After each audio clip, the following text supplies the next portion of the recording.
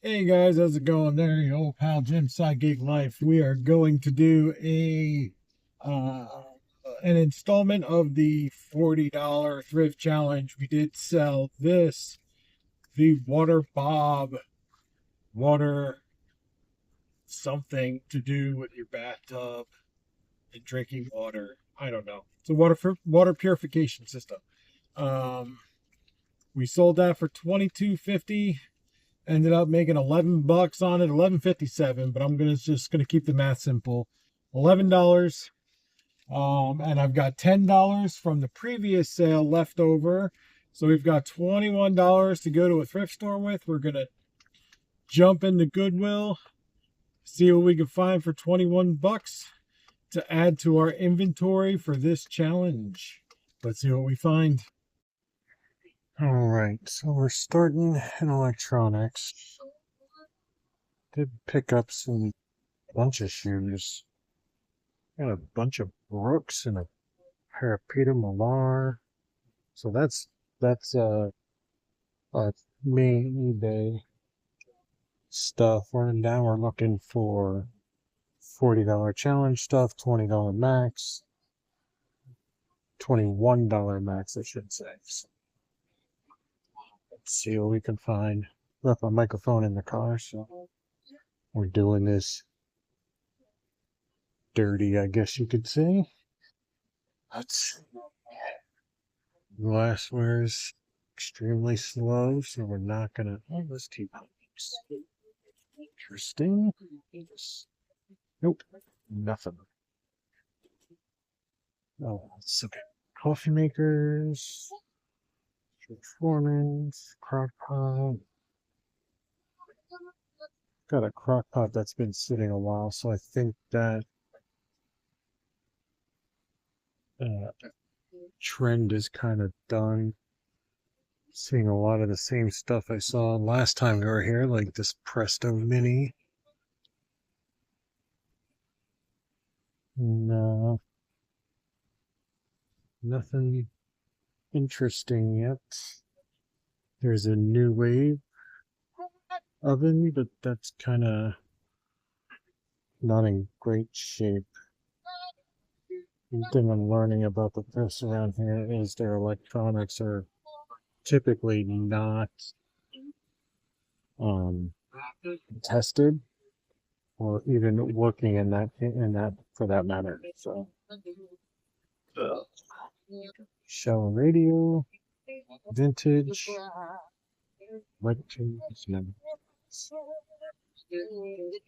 here's a vintage alarm clock that's a pass as well.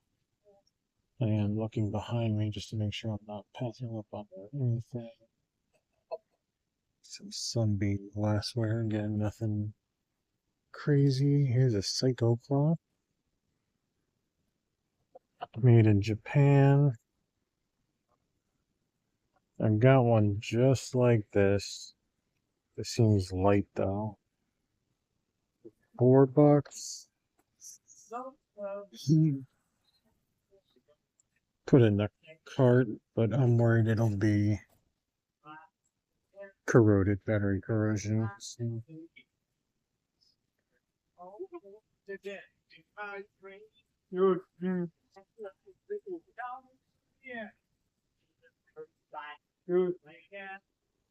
I'm not really seeing anything else. Now I'm getting worried.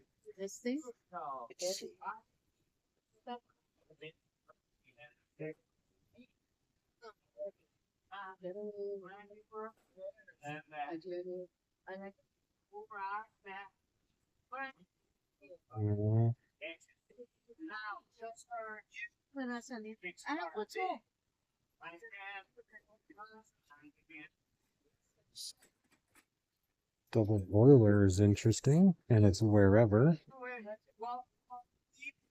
So if there's a price on it, there's not. And it's definitely going in the cart.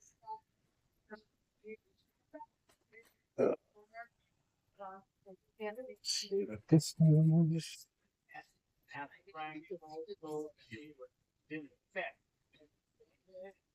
There was a brand on it, but I can't read it. It's just a piece. You ever find anything that says basic? It's really, it is basic. Definitely not like that. The one meat tenderizer, have the same color. $2.99. Alright. This will be Don't forget where you're going.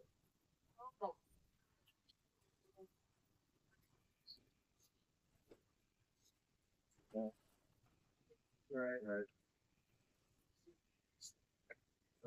and yeah, clip one.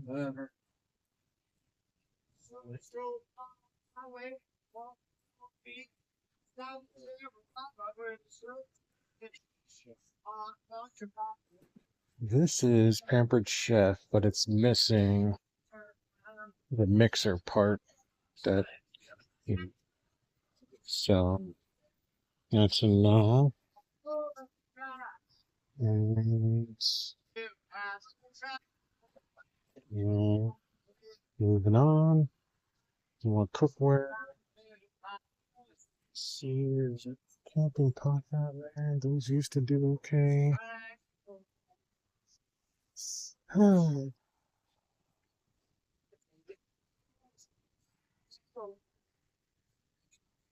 This is really tough when there's only a couple of thrift stores in your town to find something.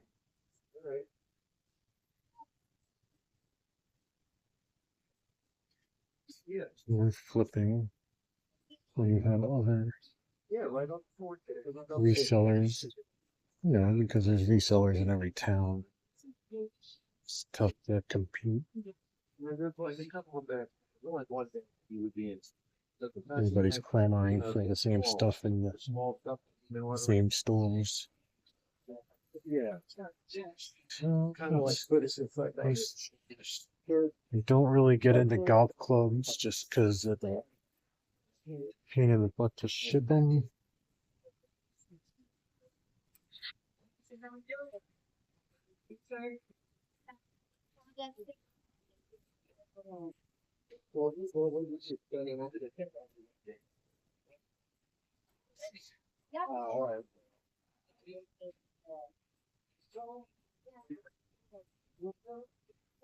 Yeah.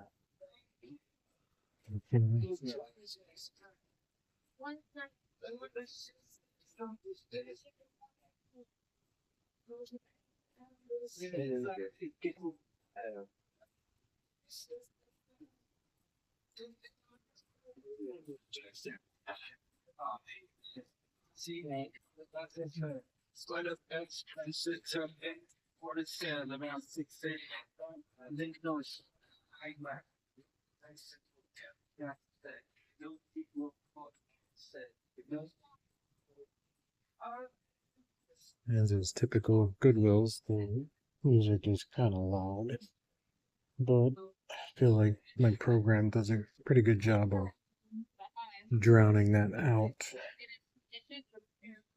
Of course, if it doesn't, YouTube will let you know. So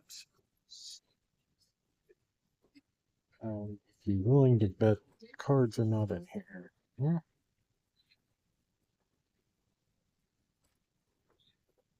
Because why would they?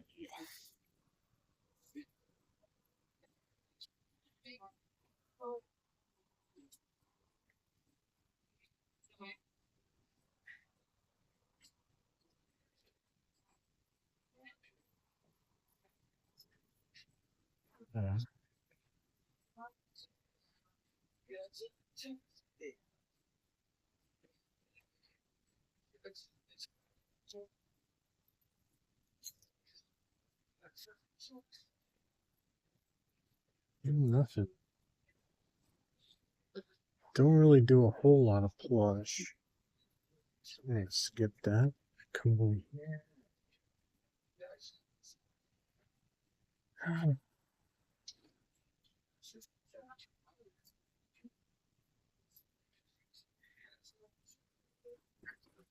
Pictionaries are selling for $2. It's another personal. What I'm gonna do, I take these Peter Millar shoes. So go on the $40 challenge.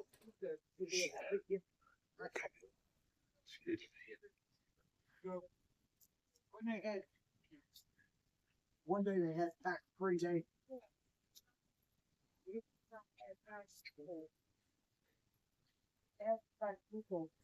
Last week of August. I don't know if you get stuff. Look, there's a little hole where anything you they got their keys over there. Maybe I think it was yourself.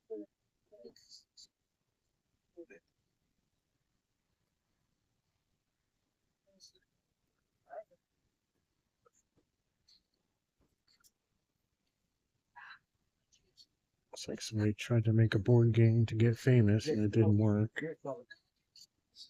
Guy game. Just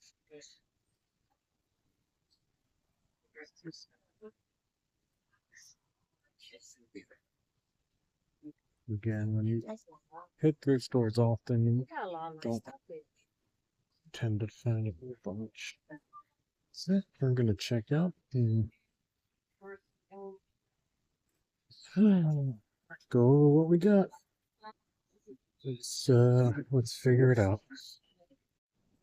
All right, so we are done in the thrift, and there's fire and ambulance and paramedics. Let me just slow down and pay attention here. All right, so yeah, we picked up a bunch of shoes for the regular eBay stuff that I just can't pass up. Brooks sells well. They used to sell instantly. They don't so much anymore because they've expanded their selection, and other brands have come on the market. So Brooks is not, they're still popular, but they're not like top of the line for runners. So they still sell well. I wouldn't pay more than $8 a pair because you probably get between 30 and 50 for the top end stuff, up to 100 to 120-ish. This is all lower end, like 30 to 50. So still for $8, can't pass it up. The one pair of Peter Millar, we added that to the $40 challenge pile. Then I picked up that Psycho clock and the Wherever double boiler. And that's it. We spent $16 of our 21, so we still have $5 left over. And we're just gonna hang on to that $5 till something else sells, or if we go yard selling, we'll pick something up cheap this Saturday. But chances are, because I really don't want to mix and have to remember and all that kind of stuff. So I really, so we'll probably just hold on, see if something sells. Maybe between now and yard sales, then we'll do like 2 separate videos, yard selling and $40 challenge this Saturday. And those Peter Millar shoes could be a quick sell. They could sit for a bit. Peter Millar stuff sells well. They're a good brand. They're like a golf brand. And it's quality stuff. So I'm thinking I'll turn that $8 into like $40 before shipping. The Wherever, I paid $4 for that. I'll probably turn that into between 20 and 30 before shipping. So that's not a huge home run item. None of them are. And when you're thrifting, you don't really live in that, 10 into 100. You don't find that a whole lot. This is just consistent, $10 profit items. And you do that 10 times a day, you've got yourself $100. That's not bad, you probably need to do that 20 times a day to hit your $1,000 a week. minus taking back your cost of goods, what you paid for your items, but whatever. Um, and you want to build, so that's all part of it. So that's why if you Spark and eBay combined, you can really ramp things up quick, just by borrowing. Because if Spark's paying your bills, don't just jump in 100%.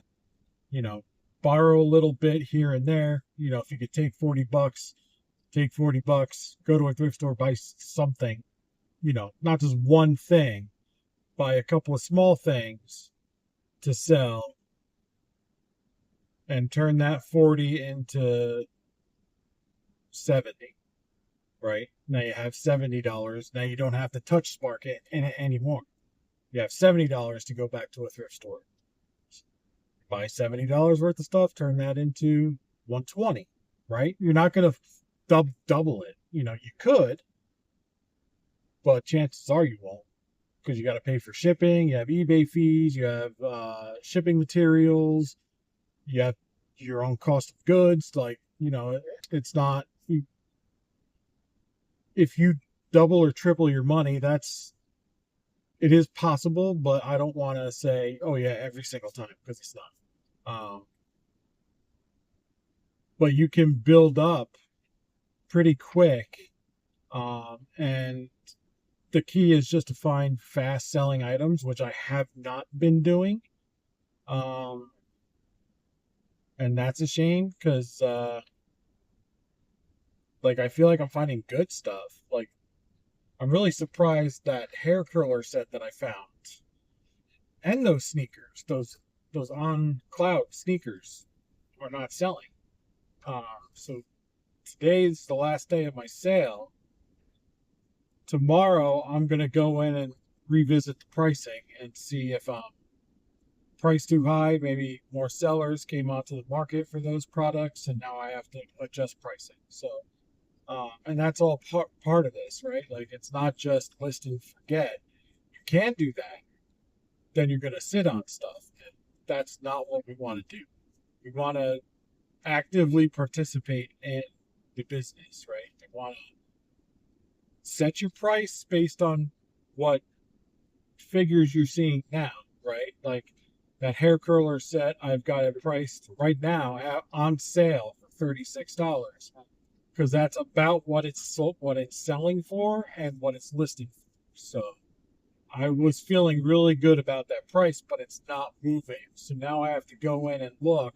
Maybe someone's at 30 bucks and I paid $6 for it. I have that room to go down to 30. I can do that. So if I could do that just to get it sold, move on to something else, that's the goal here, is to get through items fast, find them a new home, go out and buy more stuff, put a little bit of change in my pocket, a little bit of the old chinchola.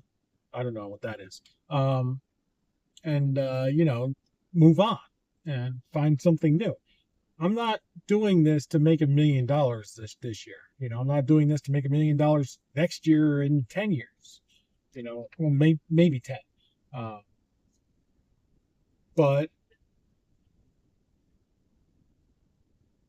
building a good business is a slow process. It's not, go find 100 things and make $1 million. No, that doesn't work. That doesn't happen, right? It's find stuff, start small, build, learn, get better, become an expert, take off, right? So I don't feel like I'm an expert yet, because I don't know everything yet. And I've been doing this 10 years. Now, there are people that have expertise built in because of previous jobs or whatever. Maybe they worked in retail, so they have wholesale connections, something like that. They were an auctioneer, right? So they have connections for consigners, So I don't have any of that. My dad was a garbage man. He brought home stuff that So I've just lived around junk my whole life. You know, my grandfather was a flipper. He always went to garage sales and flea markets and stuff. And we set up on the flea market at the flea market every weekend. And so I would run around to the different tables with my $5 and see what I could find. You know, and I'd come home with come back to my table with 50-cent transformer, and I'd put it out on the table for $5 and someone else would buy it. Very cool. I just got my whole $5 back in that one item, you know, and that's what got me hooked. So just because some guy had it in the bottom of a box of other action figures, you know, that were pretty much, you know, junk. Although now they'd be probably, you know, it's probably $1,000 box, but you know, but stuff like that. My dad bringing home stuff, like, and just hanging out with my grandpa on the weekends and uh, doing different, you know, things. It's just ingrained in me. But I don't have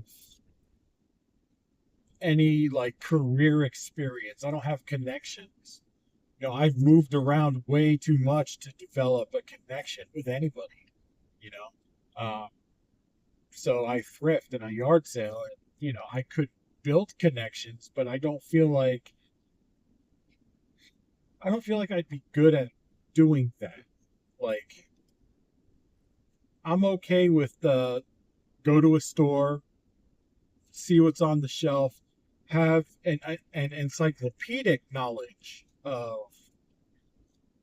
values of things. Like, I would be a great appraiser of stuff, I feel like. When I owned the thrift store in North Carolina, an appraiser came in and he was like, "You could do what I do." Because he always popped in because I sold a lot of vintage. And he'd be like, "You could do what I do because your stuff is on point. You know, you're selling not at the top of the market, but your quality is pretty much up there. Um, but you understand that you're selling to a smaller demographic. So I understand the economics of it and the value of things." So he's like, and everything is like right where it should be price wise. So um, that's where my expertise comes in, the knowledge of products, the wide variety. So I can go into a thrift store basically every time, 90% of the time, and find something to flip. Um, Now, there's categories that I don't like to sell. Glassware, don't really care to sell clothing, although I will. Um, Home decor, stuff like that. So, anyway, I'm back at the house. We'll get this stuff listed, get it sold, go find more stuff. This is fun. All right, guys, you know the drill. Like, comment, subscribe, all that happy horse shit. Catch you next time.